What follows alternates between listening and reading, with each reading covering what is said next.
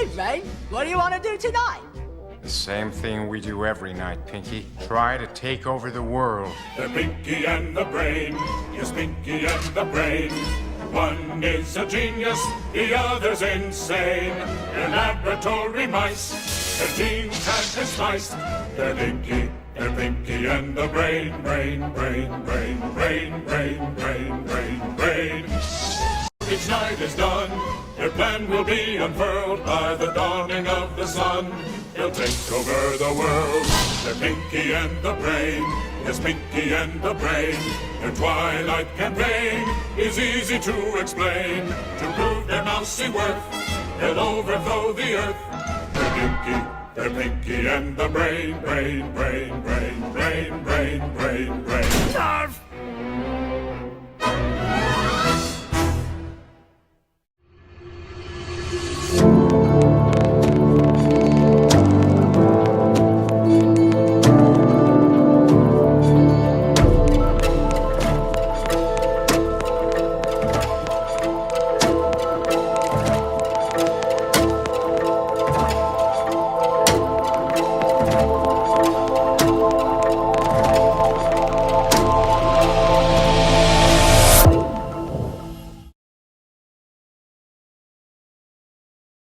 Hello and welcome to Uncovering Our Hidden History. My name is Anna. I'm a genealogist and a historical researcher, and I'm just so happy to have you back with me today. If this is your first time finding us, welcome. We're happy to have you on board.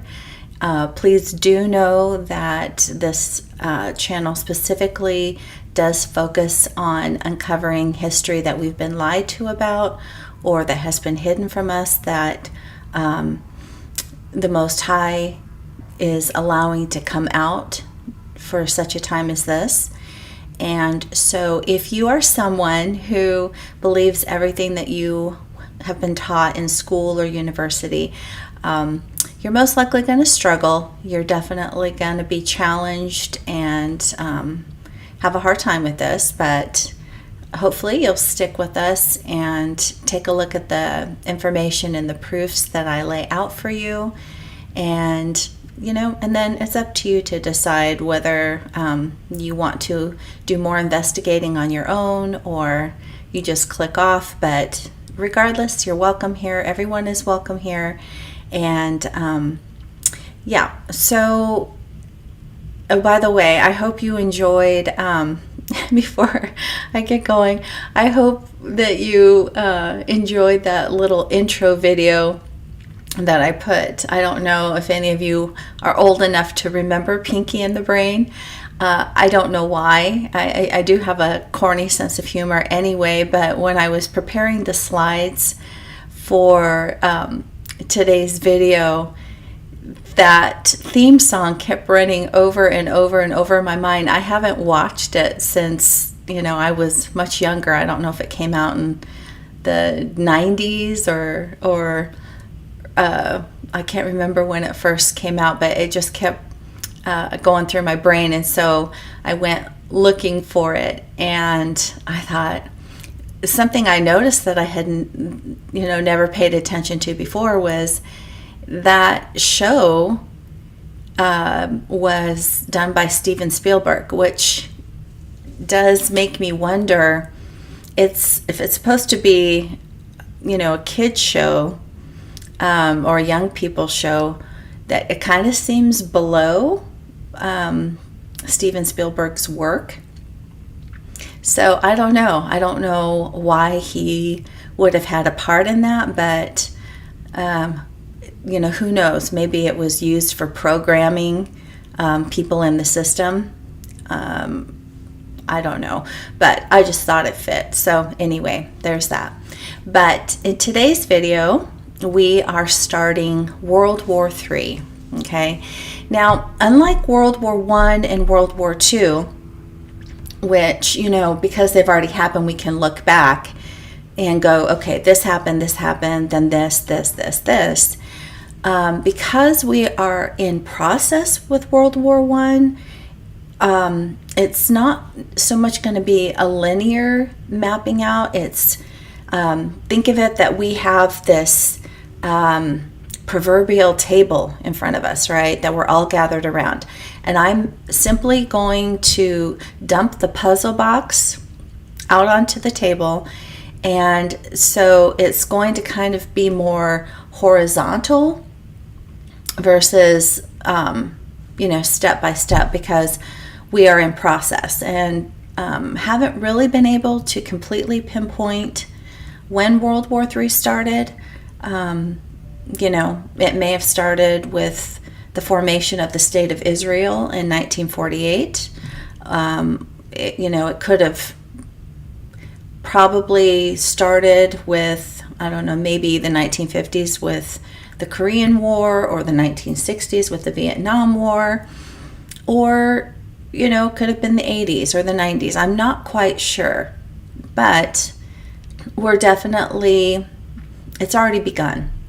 So what we're going to do is I'm going to just start laying out some of the puzzle pieces I found and try to assemble them in such a way as to put together a picture, okay?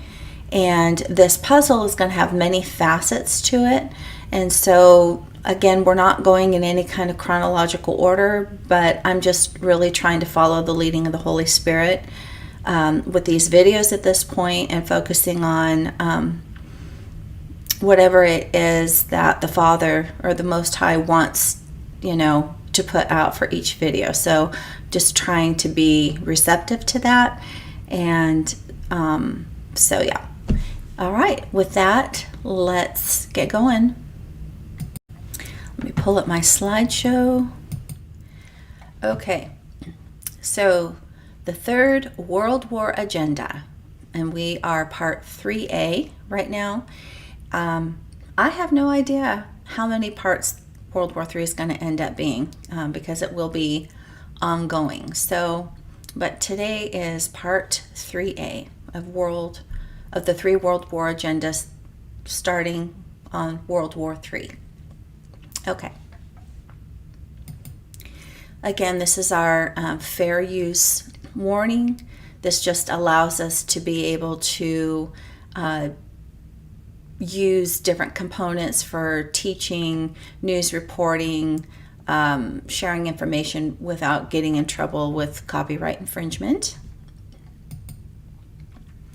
Okay, so before I get into the components of World War III, or what Pike's letter was for World War III, I have to wrap up the tail end of what was in the letter for World War II, but it does dovetail right into what was mandated for World War III. Okay. But I didn't have room to put this in the last video, and I kind of wanted to keep it all together. So just let's focus on what I have highlighted in yellow. So again, for those of you who are new to us, this is based off of Grand Freemason Albert Pike, who wrote a letter to Giuseppe Mazzini in August of 1871 outlining, I can't remember whether he said he was given a vision or if he was actually channeling some kind of entity or entities, but it was laid out for him specifics for 3 world wars that were to be brought about. Again, this is 1871. He's writing this letter. We're just, 10 years away out of the Civil War. And World War I doesn't even begin until 1914, to give you some perspective. So as we read through this, we can clearly see what we've been able to see so far is that what was outlined for World War I and World War II happened exactly. Okay, so anyway, he says this is the second portion of the Second World War. He says the Second World War must be brought about so that international communism must become strong enough in order to balance Christendom, which would be then restrained and held in check until the time when we would need it. for the final social cataclysm. Okay, so let's look a little deeper into that. This is a quote I found from Rabbi Joachim Prince. He says, "Instead of assimilation, we wish for the recognition of the Jewish nation and the Jewish race." So, first off, what I'd like to point out is there's only one race, which is the human race. So if you are human, you are part of the human race. Okay? Within the human race, we have the different nations, the different ethnicities. Okay? We come in all different colors and flavors and traditions, but we have one race. So it's very interesting to me that they see themselves as a different race, entirely. And as we progress, you'll see, they see themselves as something above or higher than the rest of us, which you'll see that as we move along. Okay, and then I took screenshots from the last video that I showed from part 2D.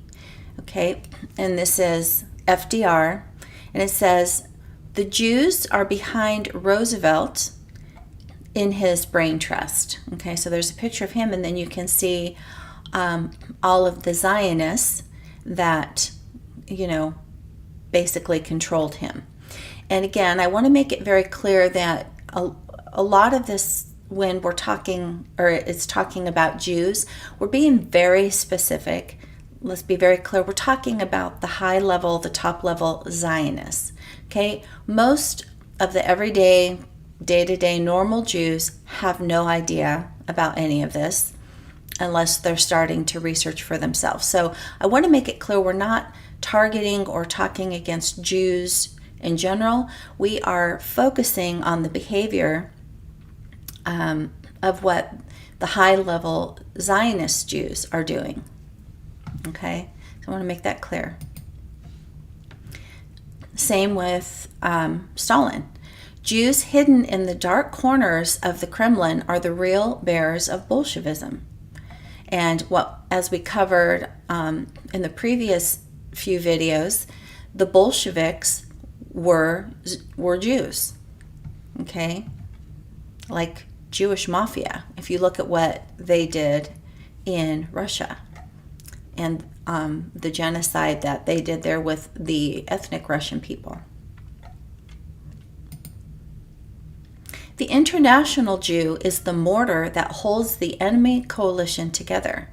So there we've got Winston Churchill, FDR, and we've got Stalin, Joseph Stalin. Interesting that they're working together.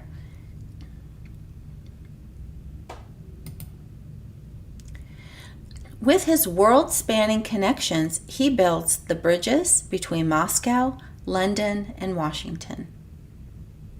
We're talking about the world Jewish powers, the Zionist powers. We are facing the most dangerous enemy in the world. The highly questionable activities of the Zionist Jews drew the concerned attention of Henry Ford Sr., father of the automobile industry. According to Gerald L.K. Smith, who was a close friend of Henry Ford and his wife, he says, "At the apex of his business," so this is Mr. Smith talking, "at the apex of his business, Henry Ford, the industrial genius, sensed that a terrific effort was being made to take his business from him, the Ford Motor Company, and manipulate it into the hands of the money changers. Mr. Ford had the impression these manipulators were being engineered by powerful Jewish financiers. He called to his office the most intelligent research men within his acquaintance. He commissioned them to make a thorough study of the international Jew and publish their findings in the Dearborn Independent, which at that time was the official organ of the Ford Motor Company, like their newsletter. No expense was spared, and it is estimated that literally millions of dollars were spent by Mr. Ford on this project. The original articles were carried first in the Dearborn Independent, then published in a book form titled The International Jew. I have in my possession every copy of the Dearborn Independent, he says. When the report on the International Jew was originally published, it opened each chapter with a text taken from the Protocols of the Learned Elders of Zion, or from the published statements by world prominent Jews. The moment the manuscripts dealing with the Jewish problem reached the public, a terrific howl went up from the official Jewry. If I were to summarize the campaign of reprisal and abuse which was carried on against Mr. Ford and his company, this summary alone would require a book. Every instrument of torture and abuse which could be imagined was carried on against Mr. Ford. Smear campaigns, character assassination, ridicule, physical threat, boycott. The pressure was constant, consistent, and endless. The most powerful and enigmatic pressures imaginable were brought to bear on Mr. Ford in order to stop the publication of the International Jew.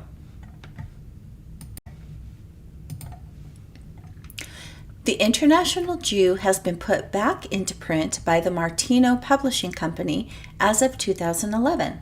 The following examples can be found in the book, giving us a privileged glimpse into what Mr. Ford was experiencing at the hands of those crafty Zionists in his day. So I will say, you'll have to check. I'm not sure, if it's easier or difficult to get a copy of this.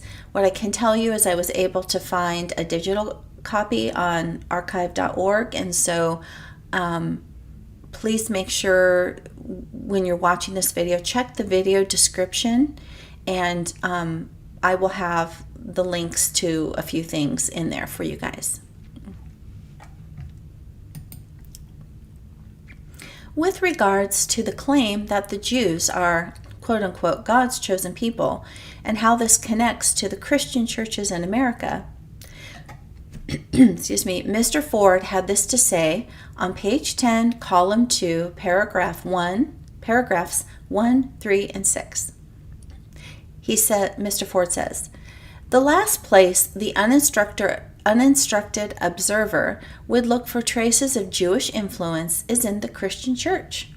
Yet, if he fails to look there, he will miss much. If the libraries of our theological seminaries were equipped with complete files of Jewish literary effort during recent decades, and if the theological students were required to read those Jewish utterances, there would be less silly talk and fewer easy marks for Jewish propaganda in the American pulpit. For the next 25 years, every theological seminary should support a chairperson for the study of modern Jewish influence and the protocols of the learned elders of Zion. The fiction that the Jews are an Old Testament people faithful to the Mosaic Law would then be exploded, and timid Christians would no longer superstitiously hesitate to speak the truth about them because of that sadly misinterpreted text, I will bless those that bless thee and curse him that curseth thee. The Jews are not the chosen people, though practically the entire church has succumbed to the propaganda which declares them to be so. The Jewish tinge of thought has, of late years, overspread many Christian statements, and the uninstructed clergy have proved more and more amenable to Jewish suggestions. Okay, so he brings up a very good point here, and those of you who have been with me from the beginning and have watched my Kingdom of Israel slides, or, the videos I did, this will look very familiar to you. For those of you who are new or who just joined us, maybe at the start of this video series, I, as a genealogist, most people, scroll past the genealogies in Scripture. I don't, because, I have found many, many treasures in there. And so I created the two charts that you see on the screen. Now, the top chart is, so as you remember, Noah had 3 sons, Shem, Ham, spelled Cham, and Japheth, okay? And so this is specifically dealing with Shem's descendants. Abraham, right, father of many nations, that we always say, but he descends from Shem. So you can see on the top that Shem and his wife had 5 sons. Elam, from which the Elamites come from. Ashur, from which we have the Assyrians. Okay, so the Assyrians that actually took northern Israel out of their land are actually cousins. Okay, and then we have Arpachshad, and then Lud and Aram. Now, Arpachshad is the progenitor of the biblical Hebrews, the Hebrews that we read about in Scripture, and Abraham is in that direct line down from Arpachshad. In the chart below that, I have Abraham's pedigree chart with Hagar, and then showing Ishmael. Ishmael is the father of all the Arab nations. Okay, so keep that in mind for later in the video. And then we have Sarah, and then their son Isaac, and Rebekah, and then Jacob and Esau, and then I show you Jacob's descendants, his 12 sons, through the 4 different wives that he had there. Okay, so that's where the actual biblical Israelites, the Hebrews, come from. Conversely, the Jewish people descend from Noah's son Japheth. And I find it very interesting because in Genesis chapter 10, verse 1 through 5, which is known as the Table of Nations, which lays out the 3 sons and then all of the nations that came from them, I find it very interesting that starting that chapter, Genesis 10, verses 1 through 5, the Most High made it very clear to let us know the names of the sons of Japheth, and then it specifically mentions the oldest son Gomer and his 3 sons, Ashkenaz, who was the progenitor of the Ashkenazi, Riphath, and Togarmah. Togarmah was the progenitor of the Khazars. Okay, so those, both Ashkenaz and Togarmah, so the Ashkenazi and the Khazars, are descendants of Gomer, son of Japheth. In fact, so both the Ashkenazi and the Togarmah are not ethnically descended from Shem. So therefore they are not Semitic. Okay, they're not Semitic, which is where that term comes from. They are descended from Japheth. And in fact, both converted to the Judaic religion. So they are not actual descendants of Abraham at all. Okay, so right now what we are seeing in our time is one of the biggest cases of identity theft that has ever been. We have a group of people saying that they descend from, that they're Semitic, but they don't descend from Shem. So it's quite ridiculous, the facade, the facade that they're putting on. And you better believe the top Zionists absolutely know this. They know their history. They know their lineage. Okay? They're not confused. So again, the Jews never lived in ancient Israel. So they lie when they say that they returned to their land, because they are not the people. They are not the Semitic people. They are not related to the ancient Israelites that Scripture speaks of. In fact, their DNA there have been DNA studies, and their DNA actually traces back to northeastern Turkey. So I want you to look at that map, that Bible map that I have to the right there, while I take a drink of water.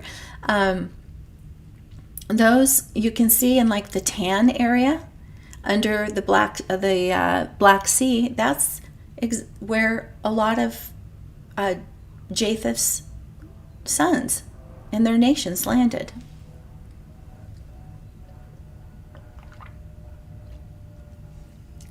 And by the way, I forgot to mention, you guys are more than welcome to take screenshots of any of these slides so that you can pass them on to other people. Because you know my old saying, I say it almost all the time, a picture is worth 1,000 words. You can try to explain to somebody this information, but if you actually show them these slides and these pictures, it helps them understand better. The visual is always better, which is why I don't just sit and talk to you. I show you slides. And then this is just one of a handful of DNA studies, and it says how DNA traced the Ashkenazic Jews to northeastern Turkey. And you can see from the Bible map to the right that that's where they've always been. Okay? At some point, whatever happened in their villages or their places, the Ashkenazi ended up going into Germany. And so there's this whole Rhineland lie that they're trying to purport, saying that they originate in Germany, but they do not. Their DNA geopopulates back to northeastern Turkey, and at some point they relocated, the Ashkenazi relocated many of them to Germany, and also in Eastern Europe. And the Khazars, after their land of Khazaria was destroyed, first by the Rus, and then the Mongolians came in, the Mongolian hordes, when they swept all across Eastern Europe, Khazaria was destroyed, and they all fled, okay, into all of the Eastern Europe countries. So that's what happened. Okay, now further visuals. The Assyrians, which are a Semitic people, they do descend from Shem, cousins to, the descendants of Arpachshad. The Assyrians were very vain, boasting people. They were huge conquerors, and the Most High did allow them to remove northern Israel from their kingdom because of, northern Israel had turned away from the Most High, and they had set up golden calves, and they were doing Baal worship and all other kinds of worship. So the Most High let the Assyrians come in. Samaria was under siege for 3 years, and then Shalmaneser V is the one that actually had them removed, and they were taken north and then east through all of the Assyrian cities. And then eventually, after Media and Assyria went to war, and after Assyria was destroyed, the Israelites headed further east into the lands of Media, and then eventually they moved into what became Tartaria. I'll do probably an update video at some point, but the Mongols are the ones under Genghis Khan that began to call it Tartaria. Before that, that land was under the domain of the Scythians, and so the Hebrew Israelites were over in that land when it was still called Scythia.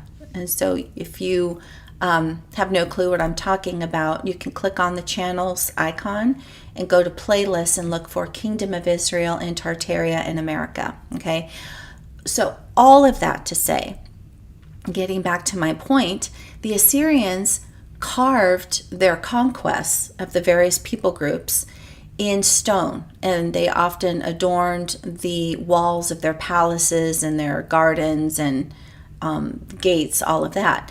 So because of that, we have Assyrian stone relief carvings currently sitting in the British Museum in London, showing many of these. And so the left side grouping is showing, it says the Assyrian stone carvings tell us that the biblical Israelites look like this. And that top picture is showing the priests as they were marched out of Israel, and all of the Israelites were forced to worship their God, right? In mockery, kind of like, well, where is your God? Because obviously he's deserted you, because we've taken you, we've conquered you, and we're removing you. So that's what the priests look like. And it's very clear if you make that slide, take a picture of it and make it larger, that those priests had woolly hair, looks like cornrows to me. Not that I'm an expert, but just that's what it looks like to me. And you can see the full lips, the high cheekbones, the almond-shaped eyes. That very much is what today we would call a black person. Okay, and then the picture below it are just other Israelites that were being marched out. And you can see that they're all worshiping as they go, but they are what today we would call black people. Okay, now in contrast, the picture groupings to the right, it says biblical Israelites did not look like this. And the two pictures I have there are pictures of Jews from Eastern Europe. Okay, big difference. Big difference. The two groups, one of these things is not like the other. Okay, because they come from two different progenitors. The biblical Israelites descend from Shem and then through Arpachshad, and then the Jews descend from Japheth. So just want to lay that out there for those of you who haven't seen the other videos I've done. Okay, continuing with Mr. Ford and the International Jew. He says, Jews have actually invaded in person and in program hundreds of American churches with their subversive and impossible social ideals, which is basically communism, and at last become so cocksure of their domination of the situation that they were met with the inevitable check. Clergymen ought to know that 7/8 of the economic mush that they speak from the pulpit is prepared by Jewish professors of political economy and revolutionary leaders. Bolshevism.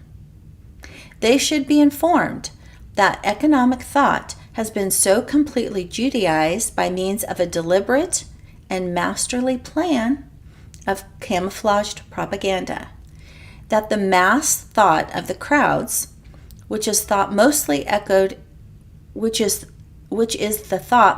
echoed in popular pulpits and editorials, is more Jewish than what Jewry holds itself. So what he's basically saying, I hope that you're catching what he's saying, that our American churches, and I cannot speak to churches in other countries because I don't live there. I live in America.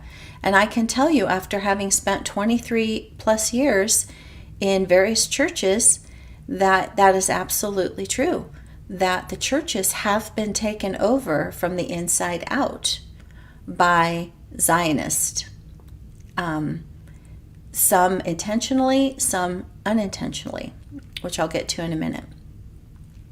The above statements, so this is me speaking now, the above statements regarding the Jews' infiltration of the American church go hand in hand with the fourth protocol of Zion, which is, quote unquote, it is for this reason that we must undermine faith, That is a big goal with the Zionists.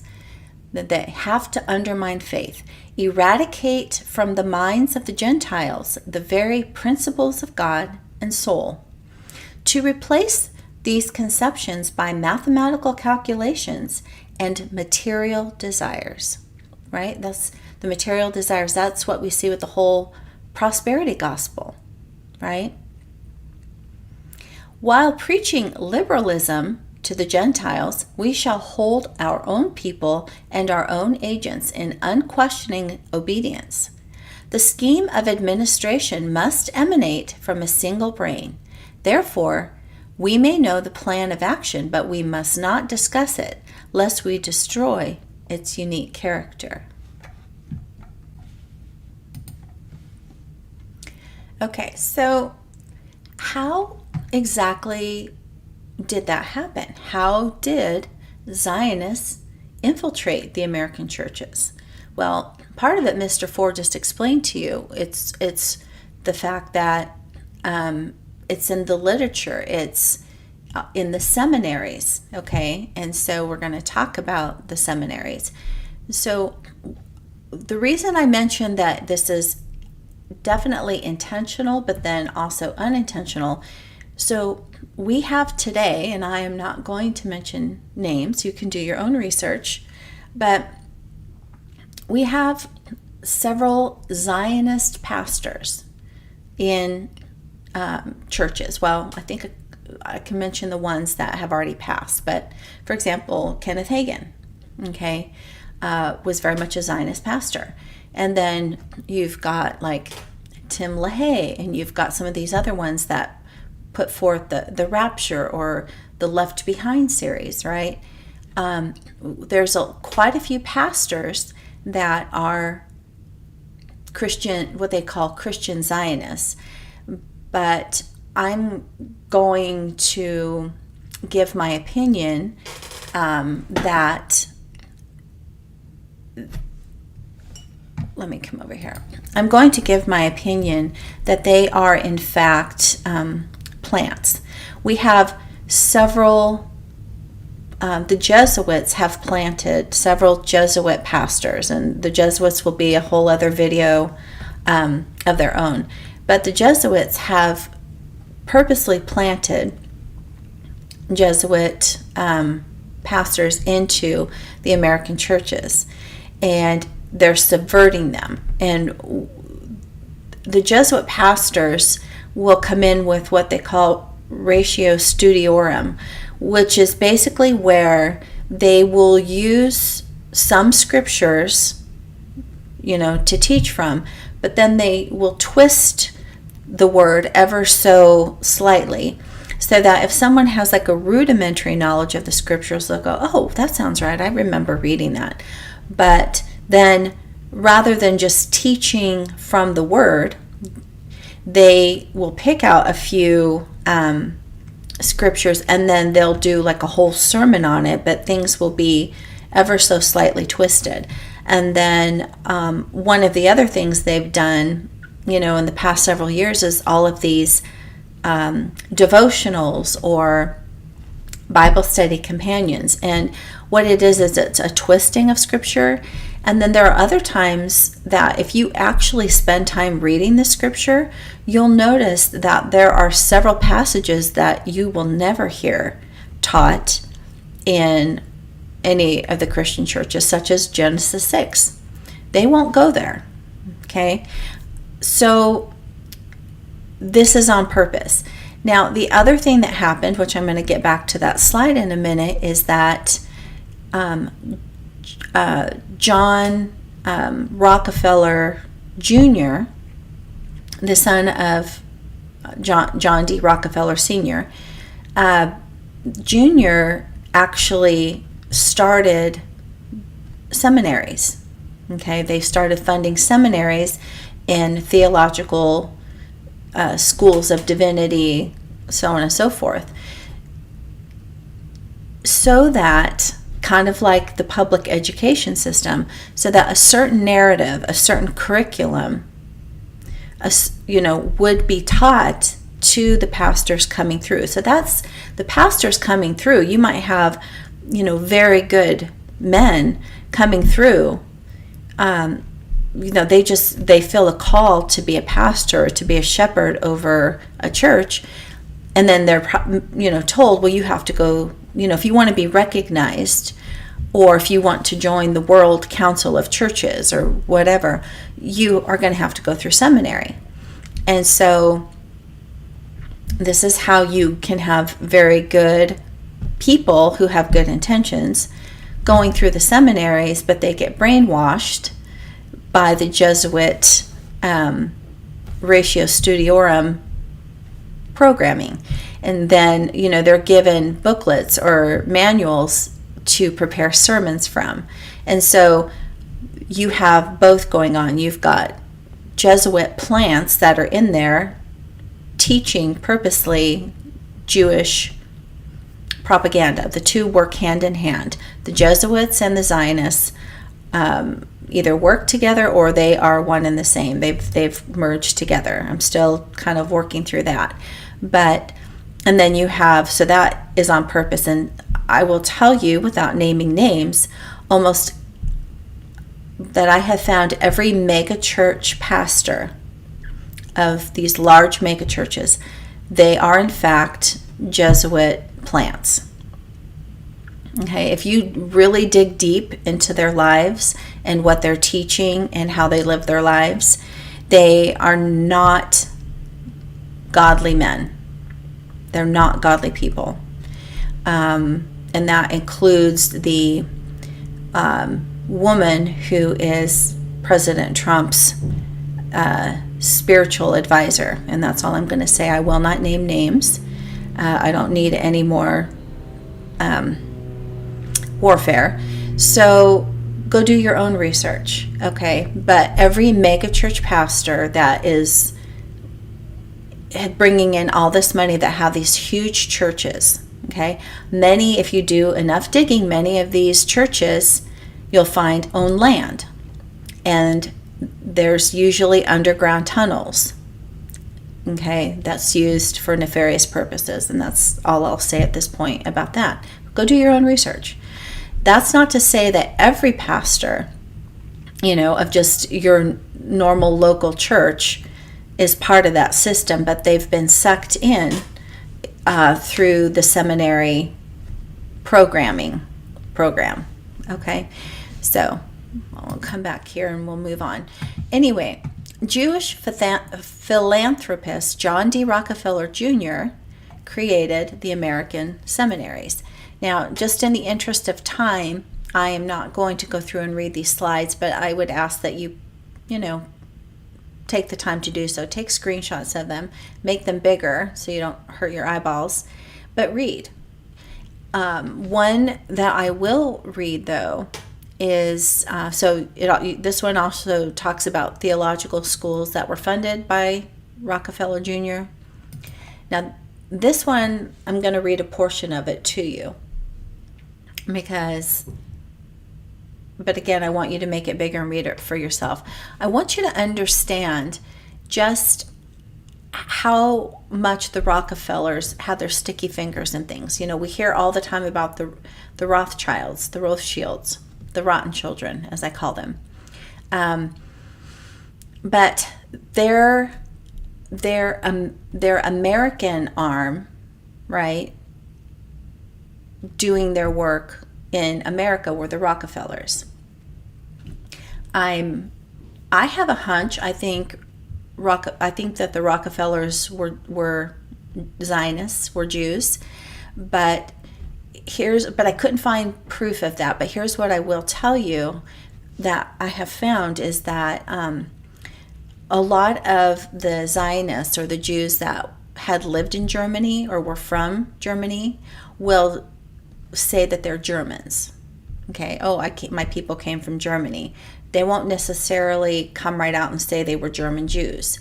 But just looking at how much the Rockefellers were doing the bidding of like the Rothschilds and some of these other groups, it does make me wonder. Either they were Jewish Zionists or they were sympathizers of that.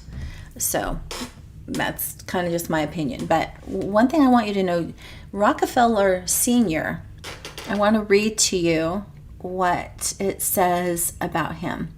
So Rockefeller Sr.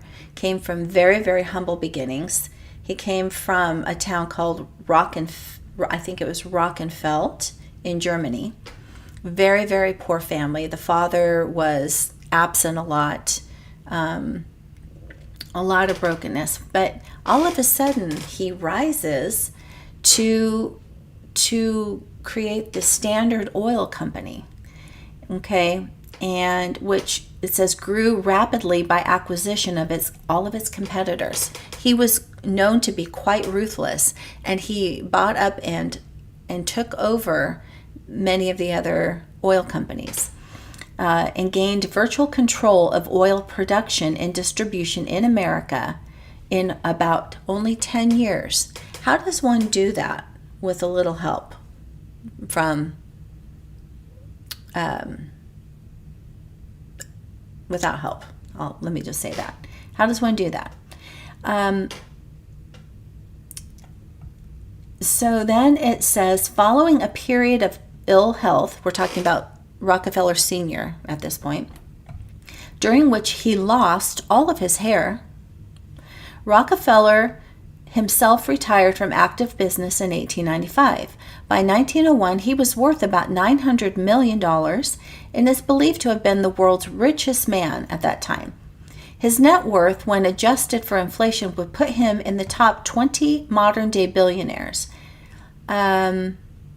It says that Rockefeller was a member of the Baptist Church and late in life became a philanthropist. So what I'm going to say there is, if you look at the Baptist churches, okay, while he said of himself he was a Protestant, the Freemasons have wholly taken over the Baptist churches. Okay, all you have to do is look around at some of the Baptist churches in your town, and a lot of times you'll see the Freemasonry logo on them. Okay, they definitely took over the Baptist churches.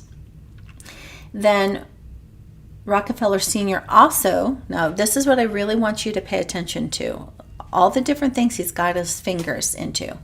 He founded the University of Chicago in 1892,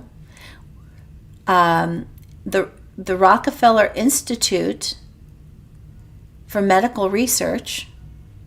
So he founded the University of Chicago, the Rockefeller Institute for Medical Research, which is now the Rockefeller University in New York City in 1901.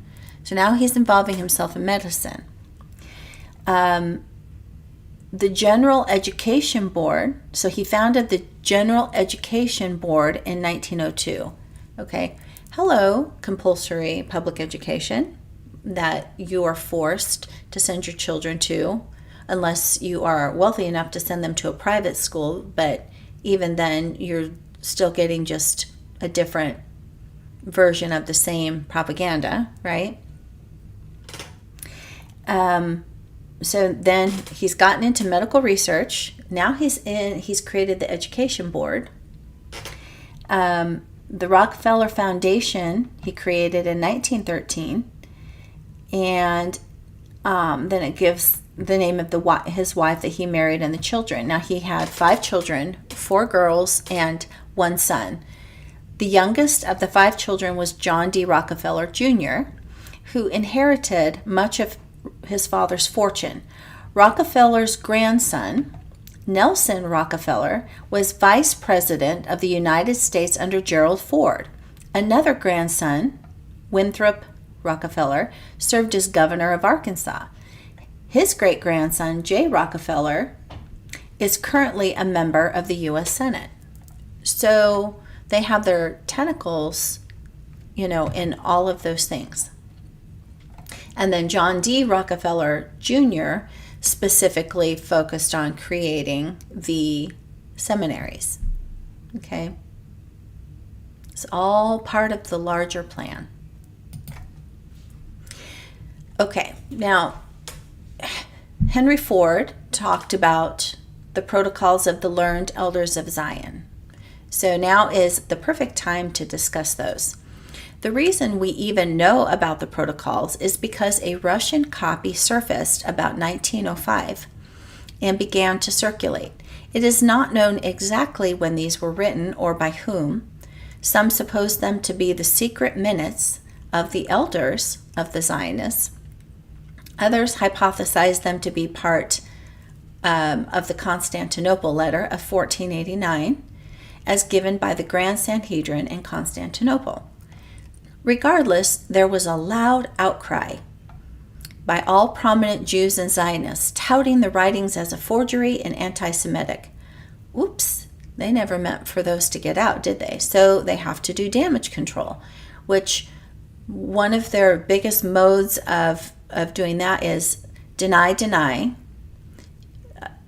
reassess, and then blame someone, right? We got to deflect and get the eyes off of this, right? So one thing they like to do is it's propaganda, it's forgery, and then of course their main go-to always is it's anti-Semitic.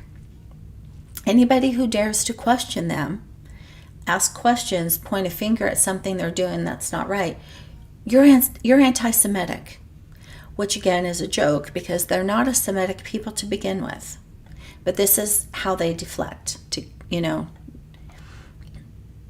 So eventually all copies of the protocols disappeared and then talk slowly died down, many assuming they were forged and just a product of conspiracy theory, which, by the way, was coined by the CIA to try to make people on the trail who were sniffing things out look like they were crazy loons, right? So, so how convenient that the term conspiracy theory appears around any topics that the unseen powers do not want the mass of humanity to know about. However, the United States government, the military, to be precise, took an interest in the protocols and began a quiet investigation into them. Shown on the next few slides are excerpts from the report by the U.S. War Department investigation, giving their evaluation of issues generated by Jewish power. It was compiled in August of 1919 and given secret classification until 1973. A hard copy of this document may be allegedly, and I'm saying allegedly because I don't know if this is true or if you can still even get this, okay? So it may be allegedly obtained from the U.S. National Archives in Washington, D.C.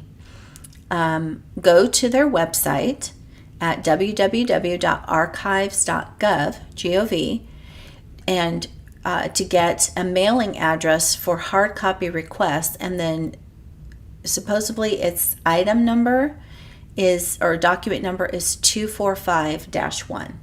So I would be interested if anybody wants to give that a go and try that. And then let us know in the community section if you actually were able to get a hold of one. Okay. So part one of this military report from the Senate hearings, the U.S. Senate hearings regarding this in 1919. And I tried to copy this. I was able to kind of get my hands on some of it. I don't have the whole document. So I kind of wrote this out as I saw from the partial document. It says, Part 1, The Power and Aims of International Jewry. Quote unquote, it says, quote, the recent emphasis in American public opinion placed on the part that the Jews have been taking in world events has seemed to warrant the department in undertaking a preliminary study of the particular matters in controversy, and also the larger question of the scope of Jewish influence in world affairs today. So again, it's 1919. Among the more important points around which controversy has waged are Number one, the authenticity. What is the authenticity of the so-called Jewish protocols, which purport to set forth a Jewish plan, centuries old, of world domination?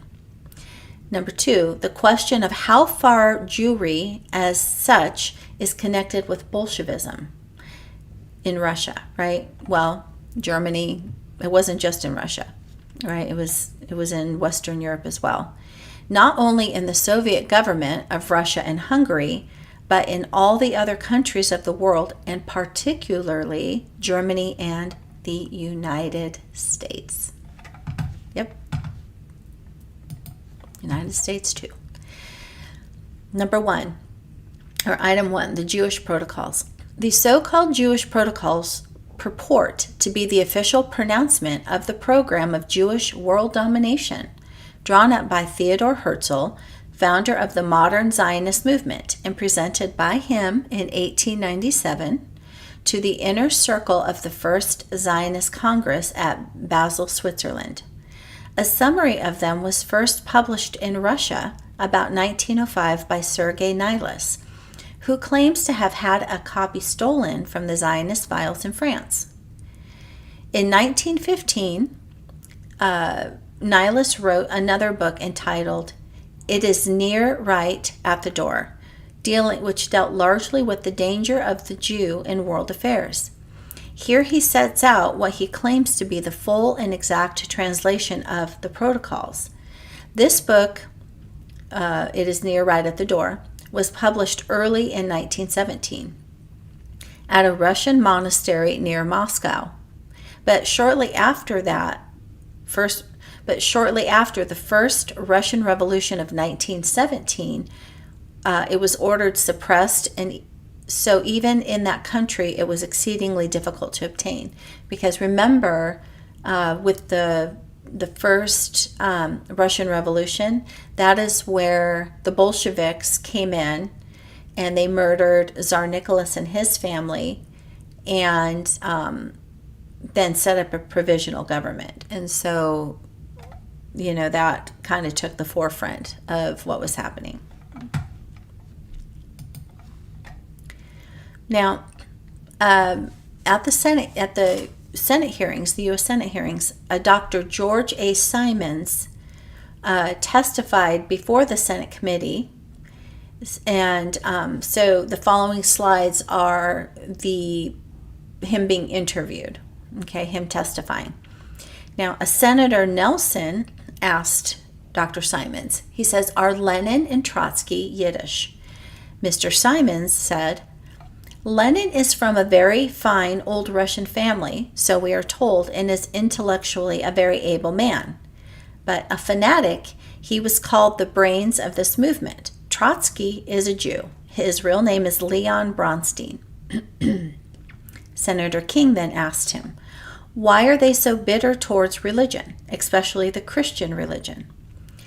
Dr. Simons answered, "There is a gentleman here in America who last night called on me. Dr. Harris A. Houghton, I think is his full name. I knew him out in Bayside when I was the pastor of that church. He called on me last night. He is a captain in the United States Army. I had not seen him for 6 years. He asked me whether I knew anything about the anti-Christian element in the Bolshevik regime. I said, indeed I do. I do know all about it." So now on this slide, this is Dr. Simons recalling the conversation he had with Dr. Houghton. "Dr. Houghton asked me, 'Did you ever come across the so-called Jewish protocols?' I said, 'Yes, I have them.' Then Dr. Houghton said, 'Well, I have a memorandum, and last winter after much trouble I came into possession of a book which was called Redusti Antichrist.' Now, Dr. Houghton, in the meantime, had investigated this.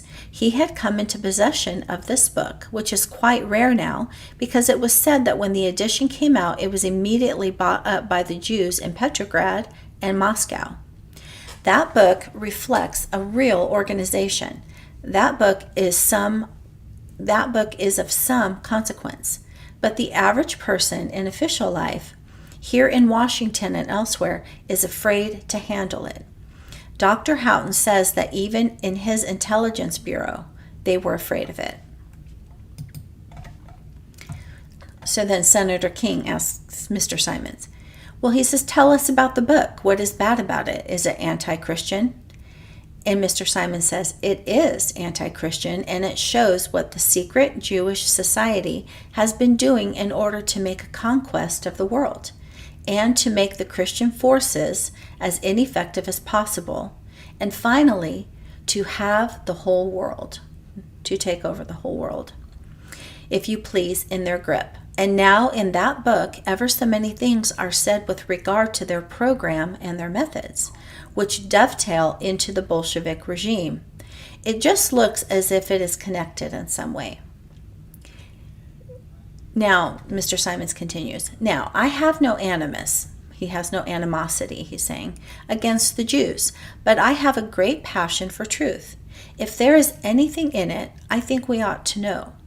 The man, Nihilus, who wrote it is considered a truth-loving man, a man held in the highest esteem by the authorities of the Russian Orthodox Church. Senator Nelson then asked, well, in this book that you referred to, is there anything that goes to show that this Bolshevik government of Russia is supporting directly or indirectly this book of protocols? Mr. Simon answered, before answering that question, I should like to see that translation, because I do not know how this thing has been done. So then a pamphlet was then handed to him. Then Senator Nelson said, you have seen the original book? And Mr. Simon says, yes. Some very finely educated Russian generals of note have told me that they consider this an authentic thing, and that they say the marvelous part of it is that nearly all of that's being executed, it's all being executed under the Bolsheviks.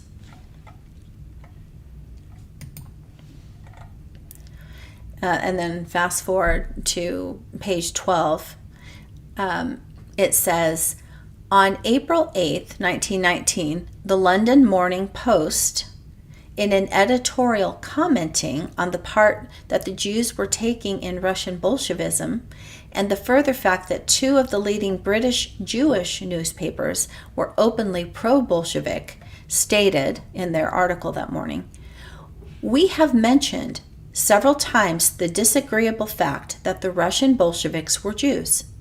These Jews are at the present moment in control of the Russian government, and they have powerful friends in all of the Allied countries who are helping them. We have appealed to the British Jews, but appealed so far in vain, to dissociate themselves from the cause which is doing the Jewish people terrible harm in all parts of the world. In reply, the Jewish press shower upon us not only abuse, but threats. So, friends, let me ask you a question, okay? We know the Bolsheviks took over Russia, right? They killed off the monarchy, and they instituted a genocide bloodbath of many, many ethnic Russians. So, and then we went into the Cold War, right? Where we had that happen. So I'm going to ask you, if the Zionists, of which there's this Bolshevik group, have a world plan of domination, do you think that they just up and left Russia? I don't think so. I think they're still there. Okay? So this plan is still in play. And I don't think that the Bolsheviks left Russia, which makes us wonder about Mr. Putin and the other heads that are there. So that's all I'll say about that.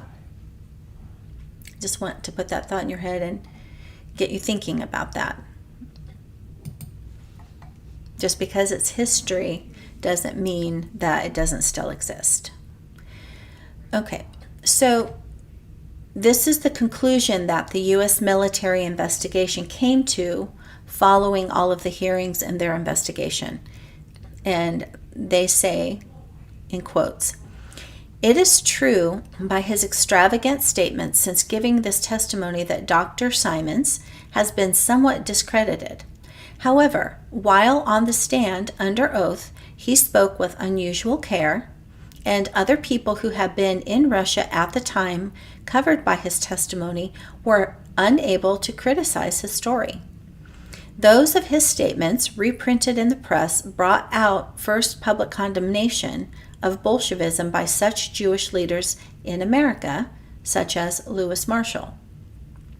Recently, the department was able to examine what is said to be the only copy now in the United States of this nihilist book containing the protocols. At that time, photostatic copies of the Russian text were made for the department files. As stated above, there has been no reference in the press to the existence or the contents of the protocols, nor to Dr. Simon's testimony concerning them, although there was wide publicity to this more general charge as to the part of the Jews that the Jews were taking in the Bolshevik government, and an equally wide publicity to the vigorous denial of leading American Jews to this latter charge. Nevertheless, the testimony concerning the protocols, which was given at an open public hearing and which has been recently published in the official Senate report, has given them a certain limited publicity. We have been informed at second hand that an English translation of the protocols has been shown to Supreme Court Justice Brandeis and Jacob Schiff, both of them Zionist Jews, each of whom vigorously disclaimed their authenticity. No, they're not real. Mr. Schiff asserted that they are a creation of German propagandists. This explanation seems almost impossible, though, considering the circumstances of the Russian publication, facts which perhaps were not made known to him at the time that he saw the translation, and much less probable than the suggestion said to have been made by Justice Brandeis that, quote-unquote, the protocols are the creation of a fanatic Russian anti-Semite. Yeah.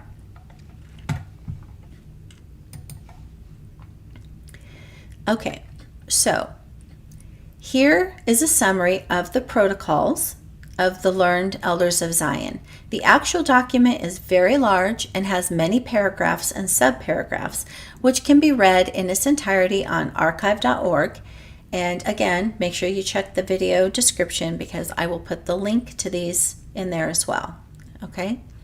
But here's just a summary of some of the key points that I think we actually can see taking place in our time. Okay. The Goyim, which this is what they call all of us that are not Zionists, which is Gentile cattle or Gentile swine. It's meant to be a very derogatory term. The Goyim are mentally inferior to Jews, and we can't run our nations properly. For their sake and ours, we need to abolish their governments and replace them with a single government.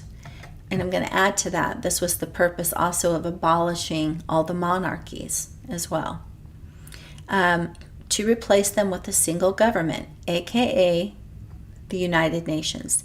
The United Nations is the one world government. This will take a long time and involve much bloodshed, but it's for a good cause. Here is what we will need to do. We need to place our agents and helpers everywhere. Every country, every government, every high position, in all the court systems, in the judiciary branches, in the legislative branches, in every country. We need to take control of the media and use it in propaganda for our plans. We need to start fights between the different races, classes, and religions, because we need them busy fighting each other so that they don't see what we're doing and turn on us, right? We need to use bribery, threats, and blackmail to get our way. We need to use the Freemasonic lodges to attract potential public officials. Then we need to appeal to successful people's egos. And we need to appoint puppet leaders who can be controlled by blackmail. So I inserted, that's basically every single world leader of every country. Okay, they're puppets.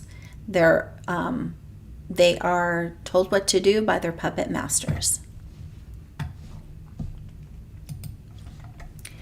We also need to replace royal rule, the monarchies, with socialist rule, then communism, then despotism.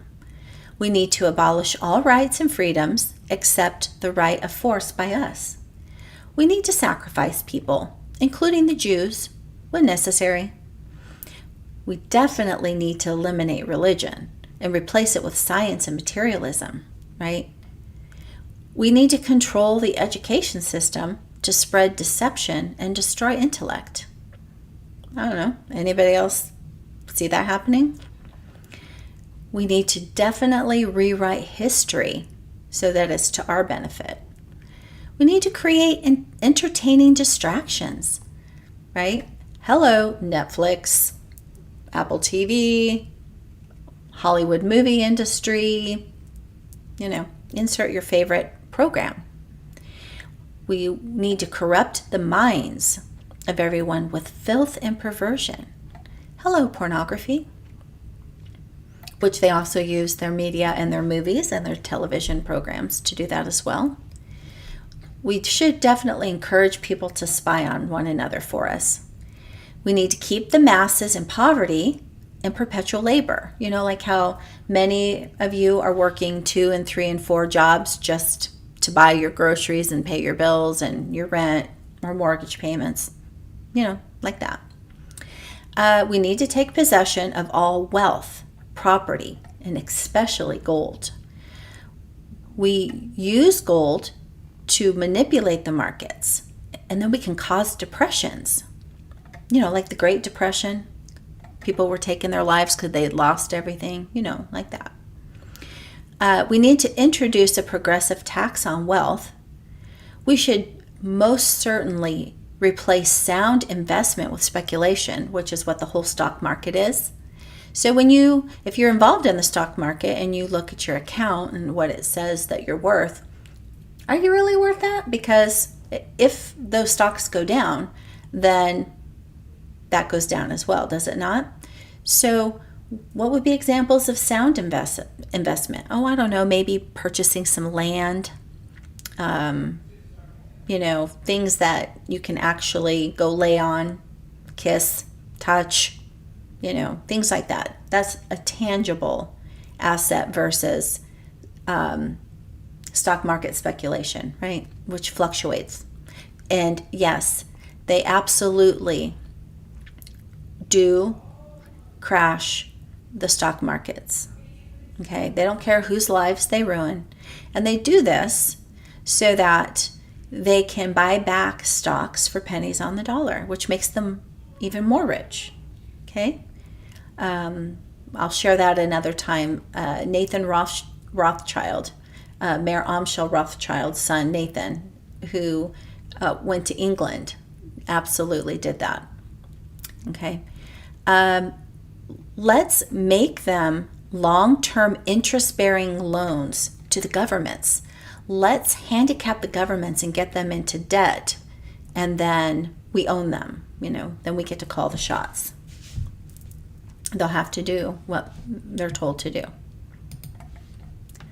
Eventually, those goyim will be so angry with their governments, because of course we're going to blame the governments for the resulting mess that we've made. And so they will gladly have us take over. We will then appoint a descendant of David to be king of the world, aka Antichrist. Anyone? And the remaining goyim will bow down and sing his praises. And if we don't, we'll be killed. FYI. Everyone will live in peace and obedience as slaves under his glory. And that's just a little summary. There's so much more. Okay, so now I had to go through all of that because that it has set the stage and has led us into World War III, which again, we are already in process with. So here's what Albert Pike was told regarding the Third World War.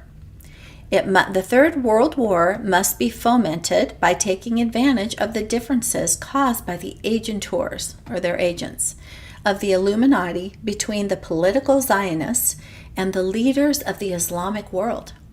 The war must be conducted in such a way that Islam and political Zionism mutually destroy each other.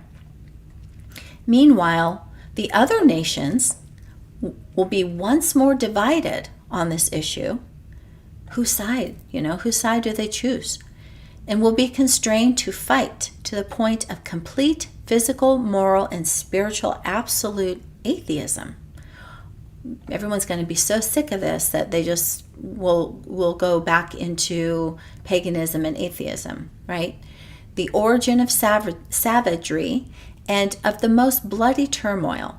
Then everywhere, the citizens, that's us, you and I, obliged to defend ourselves against the world minority of revolutionaries, will exterminate those destroyers of civilization, and the multitude, disillusioned with Christianity and religion in general, whose deistic spirits will from that moment be without compass or direction, anxious for an ideal, but without knowing where to render our adoration, will receive the true light through the universal manifestation of the pure doctrine of Lucifer, brought finally out in the public view. Okay, that word universal is important because what they're putting out right now in the different religions, because remember, they've taken over the Christian churches, they're introducing people to the universal God, the great architect.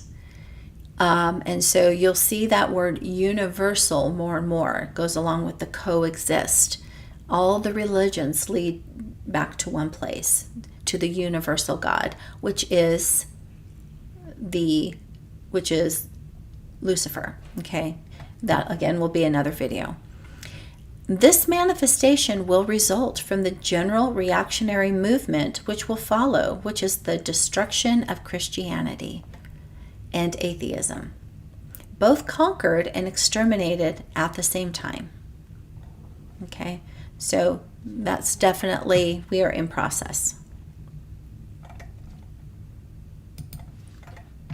So let's talk about the state of Israel and Palestine.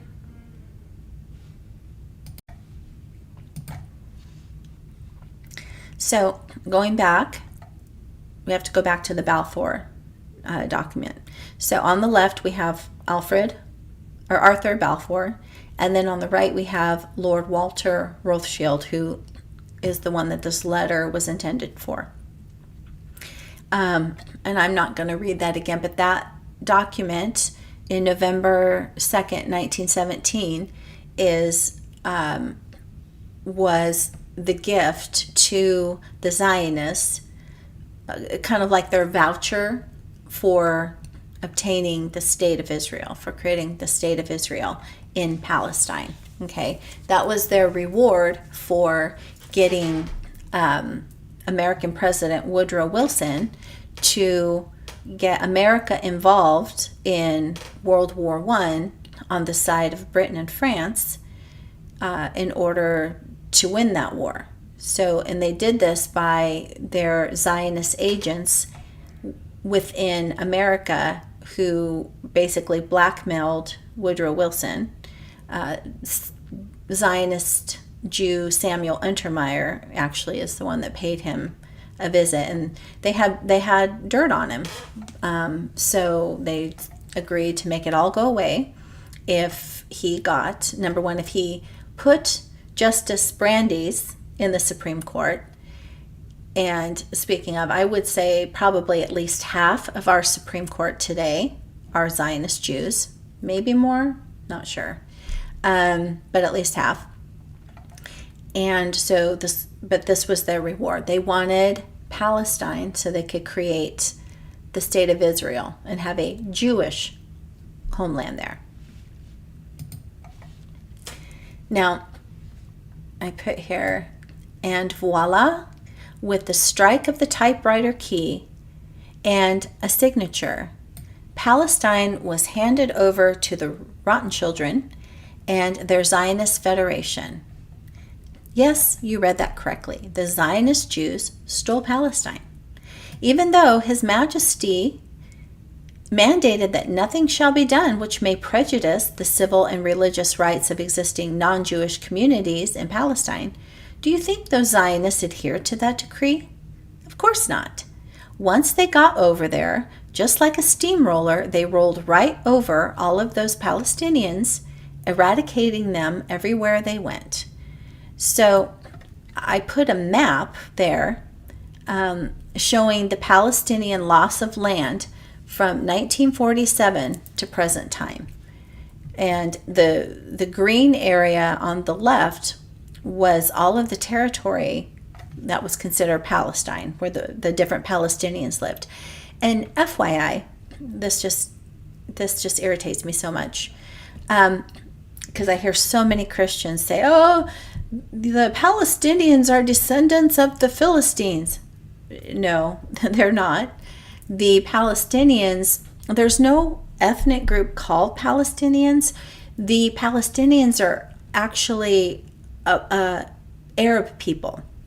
They're people from the various Arab nations. Therefore, they descend from Ishmael, right? Whose father was Abraham. So they are Arab peoples from the different Arab nations that came to live in Palestine at some point in their history. So therefore, they're called Palestinians by location, not a specific ethnic group. And they are not descendants from the Philistines, okay? Most of them descend from Ishmael, so they're Semitic, which makes sense why they would want to live in Israel. Anyway, so you can see from the first picture to the last picture, they've basically been eradicated. Now, the next few slides I'm going to read are from an article in the Crescent International, authored or written by Kevin Barrett, and it's titled Balfour, 100 Years of Deception. And Mr. Barrett writes, the destruction of Palestine by Zionism is not the biggest genocide in world history. The African transatlantic slave trade, Holocaust, killed more than 5 million people. The Native American Holocaust killed tens of millions. And how interesting he mentions those two groups, because those are the ethnic Hebrews, descendants. And the biggest Holocaust that continues today, the post 9/11 war on Islam, has killed 32 million people, according to the Jewish Australian researcher Gideon Polya, an expert in avoidable mortality and comparative genocides and holocausts. But the genocide of Palestine, and yes, it is a genocide according to the legal definition of the term, is uniquely important. No other genocide has been denied and lied about so actively and pervasively. No other genocide has continued so long with no end in sight. No other genocide targets a holy land that is sacred to more than 4 billion people, the majority of Earth's population. And no other genocide continues to push the world ever closer to World War III. But this is its goal, is it not? That could destroy civilization and do unprecedented damage to the earth and all of its creatures. For these and other reasons, the Palestinian genocide assumes unparalleled world historical significance.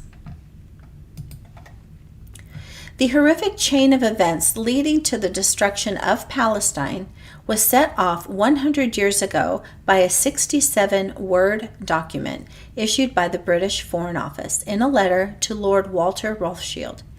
When the Balfour Declaration was issued on November 2, 1917, British forces were smashing their way into Palestine, which was still a province of the Ottoman Sultanate. By December 30th, 1917, less than 2 months after Balfour, the British had established undisputed control of Jerusalem and the rest of the Holy Land. Okay, 1917. Okay, several years before 1948. They proceeded to facilitate the invasion of Palestine by millions of Zionist Jews who would eventually murder, terrorize, and expel the majority of the Palestinian population, effectively annihilating Palestinian society and establishing dictatorial Jewish Zionist control over a land that is sacred to today's 2.2 billion Christians, 1.8 billion Muslims, and fewer than 15 million Jews. How could Lord Rothschild, the self-appointed representative of the Jewish people, convince the British government to effectively hand over future control of a holy land conquered with so much expense of British blood and treasure? Couldn't Balfour and the British Foreign Office foresee the hornet's nest of troubles that the declaration would bring? How could Rothschild have convinced the hard-nosed realists running the British government to hand them Palestine on a silver platter? The correct answer to these questions is taboo in the West, but it is hinted at in this passage from a recent Guardian article.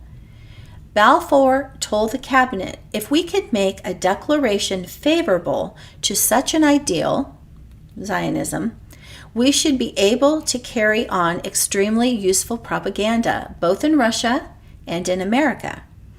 Translation: Rothschild's money tentacles had a tight grasp on the Jewish elites of America and Russia.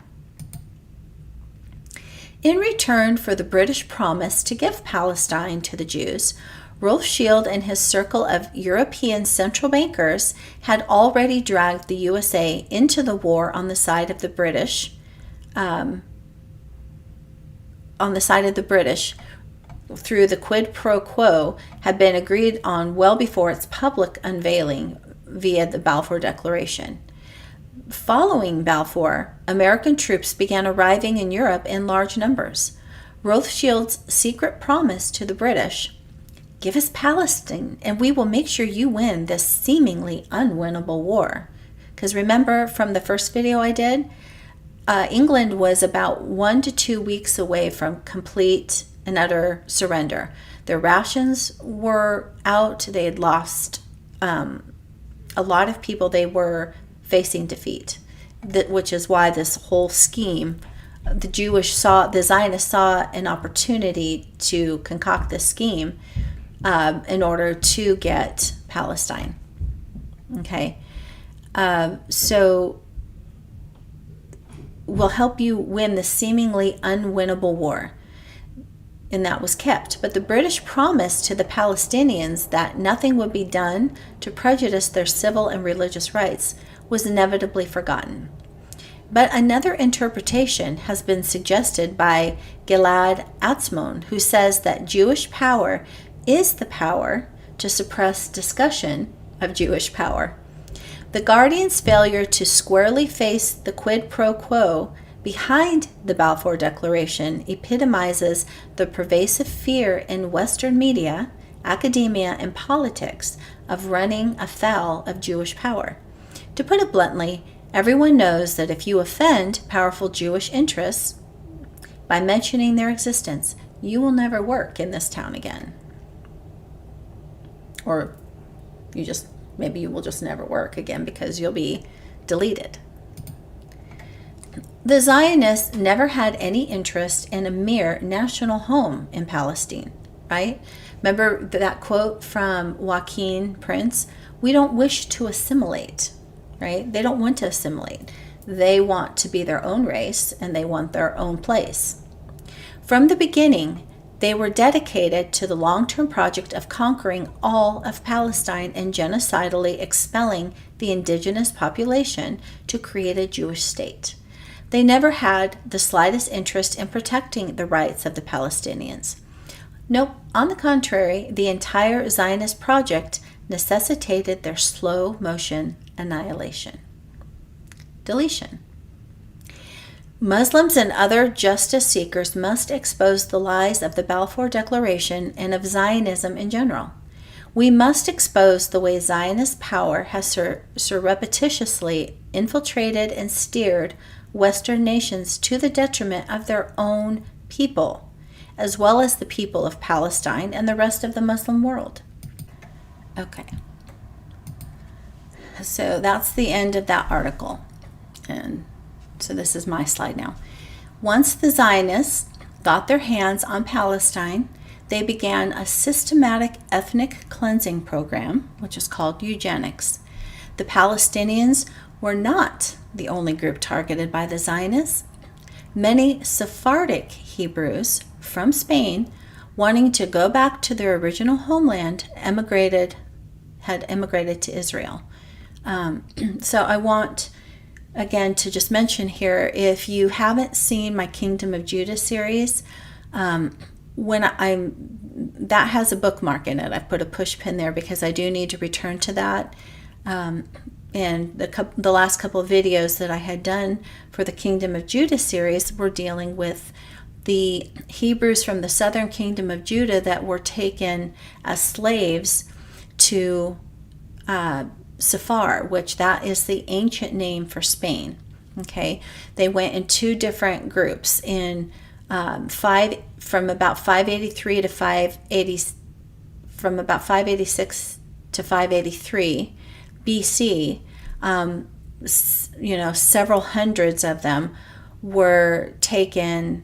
This was during the time that Nebuchadnezzar had come in and had destroyed Jerusalem and taken most everyone to Babylon. Okay, and that's where they spent their 70-year stay, picking up the Talmud and the Zohar. But I digress. Anyway, but several royals from the royal house of David, descendants from David, were taken hostage and sent as slaves to ancient Safar. Okay, and then after the destruction of Jerusalem and Judea in 70 AD, a different king of Safar, of Spain, I think it was still Safar at that point, contacted Vespasian and Titus asking for slaves to be sent to Safar. And so another group of Hebrews from the southern kingdom of Judah were then sent. So we had quite a few people from the southern kingdom of Judah that had been taken to Safar, again, ancient Spain. And so, many of their descendants, after having been expelled out of Spain and then also out of Portugal, some of them were taken to West Africa, where they were put on slave ships and sent to the British colonies in the Caribbean, and then also the plantations of America. But some left on their own accord and went into North Africa. And so, that might have been under the Muslims. I think North Africa by large was Muslim. Anyway, so imagine that your ancestors survived the destruction of Jerusalem, either from Nebuchadnezzar or from in 70 AD under the Romans. Okay, you survived the Spanish Inquisition. You survived, the Portugal Inquisition. You didn't get put on slave ships, but you went down to North Africa. So you've survived. Your ancestors survived all of that. Now you hear about a Jewish homeland that's being recreated, you have to wonder in their minds, did they possibly think that maybe this was a fulfillment of prophecy? I don't know. I'm not sure. But many of them saw this as an opportunity to return to their ancestors' ancient homeland, okay? But did not turn out quite as they expected, because here's what happened. So if you want to know more, please watch The Ringworm Children, a sobering documentary about the abduction and wholesale murder of Sephardic Hebrew children in Israel under massive exposure to X-rays, way beyond what the appropriate, well, I don't think X-rays are appropriate anyway, but way beyond what the accepted amount should have been. And this was done under the pretense of treating the children for ringworm. Other children were used for medical experiments, while still others were stolen to be raised by racially superior Ashkenazi and Khazar parents. So again, the link to this documentary is in this video's description with the other two that I mentioned. But here are just some screenshots I took. So I found this on archive.org. It says it's titled "The Ringworm Children: Ashkenazi Experimenting Radiation on Sephardic." And here's just a handful of screenshots I took of the beginning of the documentary. During the 1950s, masses of Jewish immigrants immigrated from North America. About 100,000 of their children were subjected to X-rays, radiation as a treatment against ringworm, which, FYI, by the way, always ended up clearing up by the time they were adolescents. So there was no need for this. Thousands of them died, and those who did survive suffered cancerous after effects their whole lives. The film endeavors to identify the people who were responsible for this calamity. Okay, so again, the link will be in this video's description. Now, in addition to the eugenics program that the Zionists had aimed against the Palestinians, they have also created several false flag events, which they blamed on the Palestinians, saying it was they who started the hostilities. But as you can see from the pictures below, that is not exactly what it seems to look like. So warning, graphic images. So you can see the explosion in the top left corner, and then kind of the aftermath of the explosions in the right picture. And then you've got an Israeli soldier holding an assault rifle on civilians, right? The Palestinians do not have these kind of weapons. Here's some more pictures of just the utter devastation. And I think the ones that haunt me the most, the little girl walking on top of rubble piles of houses and buildings in her village or town, just decimated. And then in the bottom one, well, of course there's, the one in the upper left corner as well. But then look at the bottom picture. Here you have a little boy throwing rocks at this huge Israeli tank. And for me, that picture says so much. You've got civilians that don't have any real weapons to be able to defend themselves. They have no means of defending themselves against the weaponry of the Israelis. Now, some of you may be going, well, yeah, but what about Hamas and the Taliban? Well, let's talk about them. Even right now, what do we see taking place between Israel and Palestine? Between the state of Israel and fill in the blank with your country, Iran, Afghanistan, Jordan. I can tell you with 100% assuredness that what we are witnessing are false flag events taking place before our very eyes. Hamas and the Taliban work for Rothschild and their superiors. Chabad and Mossad, which are Israeli, also work for Rothschild and their superiors. So what we are witnessing, my friends, is what is called controlled opposition. The Rothschilds and their superiors, the powers that be, have firm control over both Hamas and the Taliban, as well as Chabad and Mossad. And I can promise you, they're not fighting each other. They all work for the same puppet master, okay? They're not fighting each other. What they're doing is creating false flag events so that they can come in and kill innocent civilians. Eugenics, population cleansing, because they want the land.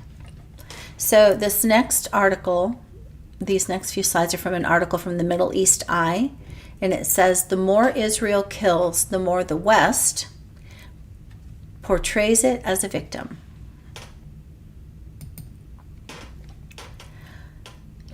And it says, Tehran. Among those reportedly killed were scientists, senior government officials, and civilians, including women and children. Yet within hours, Western leaders and media outlets cast Israel's aggression as a quote-unquote preemptive self-defense. U.S. officials claimed that Israel acted to thwart an imminent Iranian threat, while Senate Majority Leader John Thune insisted the strikes were necessary to counter quote-unquote Iranian aggression and protect Americans. Okay, why do we see this? Because America has been taken over by the Zionists, pure and simple. And they own all of the media outlets. So they are going to, no matter what, support Israel's agenda. Now, despite its ongoing belligerence across the region, the depiction of violent, predatory Israel as a victim of its victims has prevailed in the West since before the establishment of the settler colonial state in 1948. The more lands and people that Israel conquers and oppresses, the more insistently the West portrays it as the victim. This framing was no accident. In 1936, a few months after the eruption of the Great Palestinian Revolt against Zionist settler colonialism and British occupation, the Polish Zionist leader David Ben-Gurion, who was born David Grun, explained how Zionists must present their conquest of Palestine. Like, okay, hey guys, here's how we're going to spin this, right? He said, we are not Arabs, and others measure us by a different standard. Our instruments of war are different from those of the Arabs, and only our instruments can guarantee our victory. Our strength is in our defense, and this strength will give us a political victory if England and the world know that we are defending ourselves rather than attacking. So that's how we need to spin it, that we are defending ourselves. In 1948, and in line with the Zionist strategy, the dominant Western narrative cast the Zionists, who massacred Palestinians and expelled them from their homeland, as poor victims merely defending themselves against the indigenous population whose lands they had conquered, aka stolen. It was, however, Israel's defensive conquest of the West Bank and Gaza 58 years ago that had firmly entrenched its image as a besieged victim and laid the groundwork for the ongoing genocide in Gaza. Today, even that genocide is presented in the West as a matter of self-defense. Israel, we are told, remains the victim of victims, 300,000 of whom it has killed or injured in its latest war to defend itself. The June 1967 war, or what is called the Six-Day War, elevated Israel to the status of untouchable saintly victimhood in the West. Its supporters multiplied among Western Christian and Jews alike, who viewed Arabs and Palestinians as the oppressors of Israel. Indeed, it was the climate of extreme anti-Arab hostility that marked a turning point in the politicization of the late intellectual Edward Said, who witnessed it firsthand happen in the United States. Israel's territorial conquests were celebrated as acts of heroic self-defense, a deliberate inversion of victim and aggressor that continues to shape Western perceptions. A review of the 1967 war's so-called achievements and the planning that preceded them helps explain how Israel's image as a victim has endured, even as it carries out mass killings and forced displacement. Between 1948 and 1967, Israel destroyed some 500 Palestinian villages, replacing them with Jewish colonies. This erasure was hailed in the West as a miracle. The building of a Jewish state after the Holocaust, right? What did we just learn about that?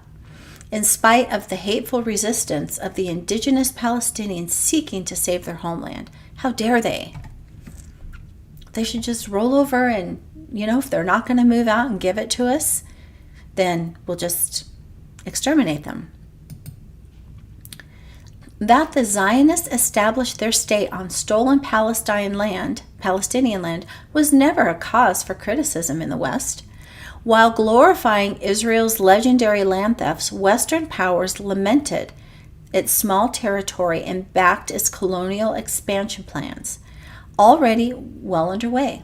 After all, if Israel was the victim, then it naturally required more territory to occupy, right? So this view was recently echoed by U.S. President Donald Trump, who in February defended planned Israeli annexation of the West Bank by claiming it's a small country. It's just a small country in terms of land. Israel's avarice for the land of others, their avarice, their lust for the land of other countries was made unmistakably clear before and after its 1956 invasion and the first occupation of Gaza and the Sinai Peninsula.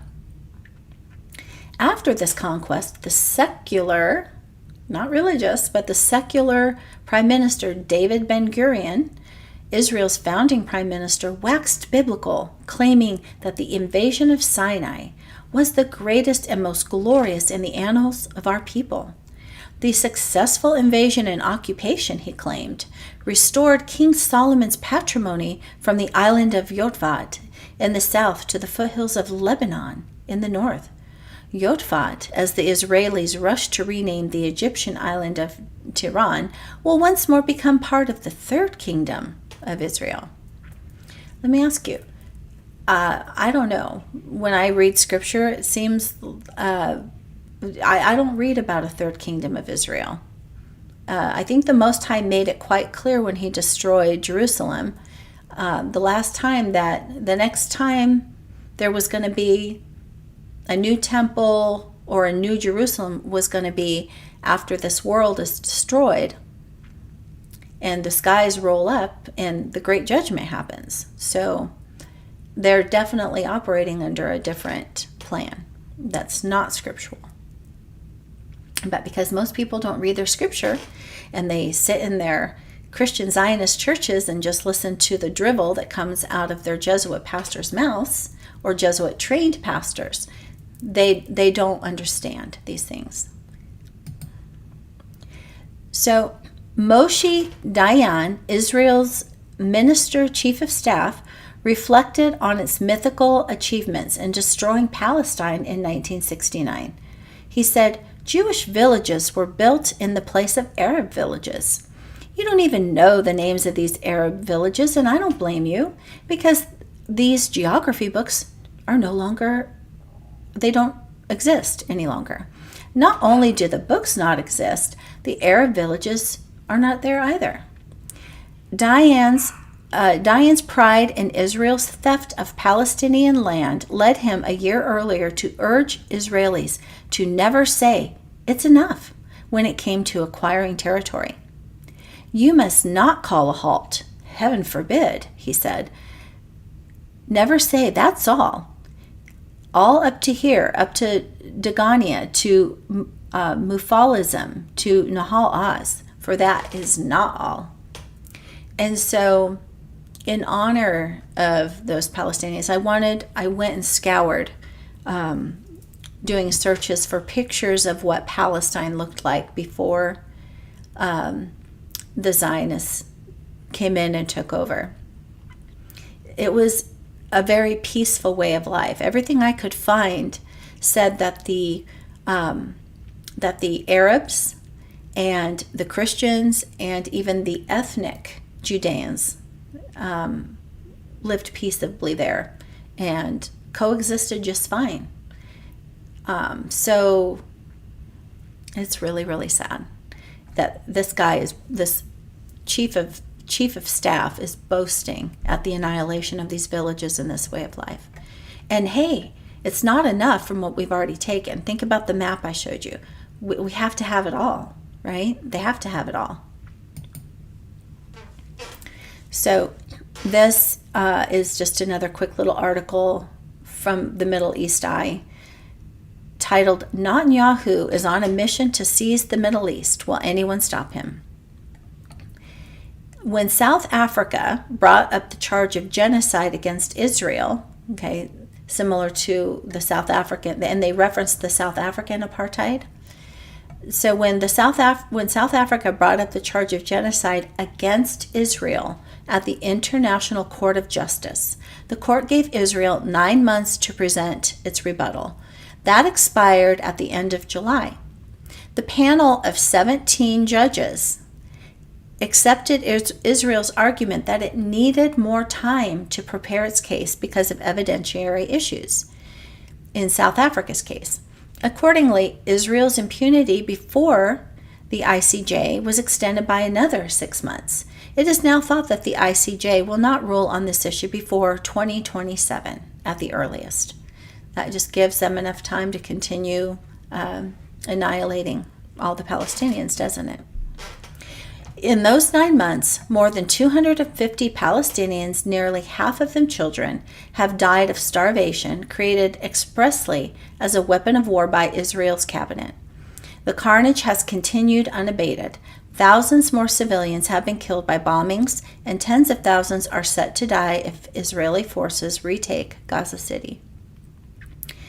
A leak of the minutes of a secret cabinet meeting on March 1st of this year, 2025, published recently by Channel 13, revealed how Israeli Prime Minister Benjamin Netanyahu and Strategic Affairs Minister Ron Dermer, who now heads Israel's negotiating team, argued successfully against the advice of top Israeli military and security officials that Israel should starve Gaza into submission. Netanyahu decided to break the ceasefire that was at that time functioning and to cut off all aid to Gaza to, quote-unquote, force Hamas to surrender. Well, what did I just say about Hamas? Hamas works with Israel. They're not fighting each other. This is all propaganda. This is for show, right? Because again, hey, we're trying to force Hamas to surrender, but they're just not cooperating. So what are we to do? Last week, however, Netanyahu claimed that none of this happened. The policy of starvation that he voted on at that cabinet meeting in March was just fiction, part of a mass vilification of Jews. I don't know, maybe it was a Russian or German propagandists at work again. Days later, the Israeli army joined in the campaign of denial, claiming that there were no signs of widespread malnutrition in Gaza. In other words, UNICEF, which we should have questions about them as well, which is the World Food Program, and all of the other experts who say that a famine is playing out in Gaza, they're lying. The images of children reduced to skin and bones, those are just fake. It's all part of a blood libel against Jews. It's just propaganda against the Jews. If the ICJ remains paralyzed, continues to remain paralyzed, the same applies to its sister court, the International Criminal Court, the ICC. As MiddleEast Eye has reported in some detail, the arrest warrants against Netanyahu and his former defense minister, Yoav Gallant, have been effectively neutralized. So whatever happens to Khan, which is their guy in Britain, in England, Israel and the U.S. have already succeeded in their primary aim. Let me read that again, because it just makes me sick to my stomach. Israel and the U.S. have already succeeded in their primary aim of paralyzing the court. It still exists in name, but it has stopped existing as far as Israel's daily crimes of ethnic cleansing, starvation, and apartheid are concerned. Okay, so I know this video is going to be a long one. I'd like to end the video with a interview by Katie Halper. She is a Jewish journalist and political commentator, and I'd like you to hear from her words that many of the Jewish people are not on board with the Zionist plan. She's very, very outspoken against the Zionists, and I would like you to hear in her words, what her investigations have uncovered. And then with that, this is just going to end. I'm going to let that end the video, and we will see you next week for the next one. Okay. I'm Jewish. I lost members of my family during the Holocaust, and the truth is, Israel does not represent me. Israel does not make me safer. In fact, it puts me and all Jews in greater danger, because as Israel commits these crimes against humanity and live streams them, and in some cases gleefully live streams them, we've seen soldiers doing this, Israel doing that and saying it's in the name of Jews, that will create anti-Semitism. The idea that Israel represents all Jews is in itself an anti-Semitic idea. The dual loyalty trope says that all Jews are a monolith and we're all loyal to Israel and we can't be trusted to be loyal to other governments, regardless of where we live. That is really what Israel is leaning into. And you have anti-Semites and then the government of Israel, AIPAC and the ADL, all making the same argument, which I think really shows you the dangers and the inherent anti-Semitism of Zionism. People like to claim that anti-Zionism is anti-Semitic. Well, it's actually not, given that you literally have more Christian Zionists in the world than you have Jewish Zionists. This particular Christian form of Zionism wants Jews to go back to Israel so we can provoke the end times, Armageddon. All Jews except a very lucky 400 who accept Christ as their Lord and Savior burn for all of eternity. So these are the allies. All these cancel culture warriors who talk about right-wingers being canceled are very silent, interestingly enough, when it comes to critics of Israel, who are probably the most canceled people of all. If you're a Palestinian critic of Israel, you're very, very, very canceled. If you're a Jewish critic of Israel, you're less canceled, but you're still canceled. You're just canceled as a self-loathing Jew as opposed to an anti-Semite, which is a significant difference. I mean, I was fired by a network for saying that Israel is an apartheid state. So my being Jewish didn't really protect me. And of course, there's a huge bias in the way that corporate media reports on Israel-Palestine. They're very clear when Russia does something. Russia bombs, Russia strikes, Russia kills. When it's Israel, it's often Palestinians killed in attack, Palestinians dead after bombing. We even know that networks and outlets instruct their writers and reporters not to use certain words like genocide, not even to use the word Palestine. In fact, the reporting by the New York Times on the alleged mass rape used by Hamas was so bad that they had to cancel a podcast that they were going to do about it because there was so little to back it up. Now, on the other hand, you have countless stories and allegations of Israelis raping Palestinians. That got totally ignored. It's really fascinating that we hear time and time again about the 40 beheaded Israeli babies, even though there was no evidence of that. And we do have evidence of actually beheaded babies, children with their heads blown off. I mean, we saw a child literally shredded. Various representatives of the Israeli government are never asked about that. They're never asked to condemn Israel's violence. They're never asked to condemn Israel's terrorism. There was a doctor who was tortured to death. If you don't already feel disturbed by the images of Palestinians or the stories of Palestinians, the story of Hind Rajab, who was left in a car to die when she was begging for help, and Israeli soldiers shot up the car and shot up the ambulance trying to rescue this girl. If that doesn't haunt you, I would really urge you to imagine this happening to a Jewish child. Israel tells you about its founding, about its history, and about its role today is a lie. Some people think, oh, Israel was founded for Holocaust survivors, and then it got greedy and took over too much land and ruined its founding mission, which was to be a safe haven for Jews. The truth is, it was founded on ethnic cleansing. It was not a utopia. I think it's really eye-opening to look at the actual language of early Zionists, because they were calling their banks colonial trusts. They were talking about how natives always resist colonists. In other words, it's not just critics of Zionism who describe Zionism as colonial, it was the Zionists themselves. There were Zionist bombings in the Middle East that were used to scare people into emigrating out of Iraq, out of Morocco, and into Israel. That's how little they cared about Jewish people. They bombed synagogues in order to get people to leave the Middle East and go to Israel, where they would be mistreated, which is what happened to Mizrahi Jews. Some were basically put into camps. They rejected Yiddish, which was spoken by Eastern European and diasporic Jews, and they also rejected Arabic, which was spoken by Mizrahi Jews of the Middle East. Yiddish is an amazing language, and it's dying out, and the reason it's dying out is because Israel chose to create modern Hebrew, which no one spoke, and they had a lot of disdain for a lot of Jewish culture. So Israel has always been a racist project in many ways, against Palestinians, but even against Jews themselves. And it's been an anti-Semitic project as well.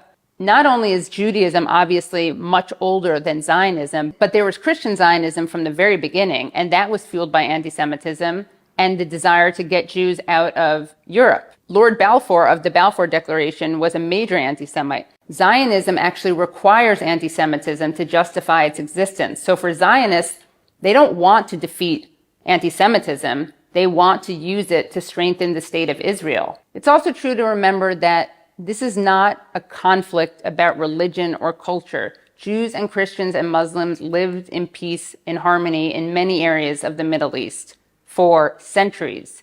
This is about power. This is about land. This goes back to resources. This goes back to the West wanting to have a foothold in the Middle East. This is not about religion. Jewish anti-Zionism has existed since Zionism. A lot of Jews opposed Zionism because they, I would say rightly, predicted it would create anti-Semitism. There's no coming back from this. Something new needs to be created. Jews can live side by side with Muslims and Christians in Palestine, just as they have for centuries. The biggest threat to Jewish safety is not a free Palestine, it's Zionism.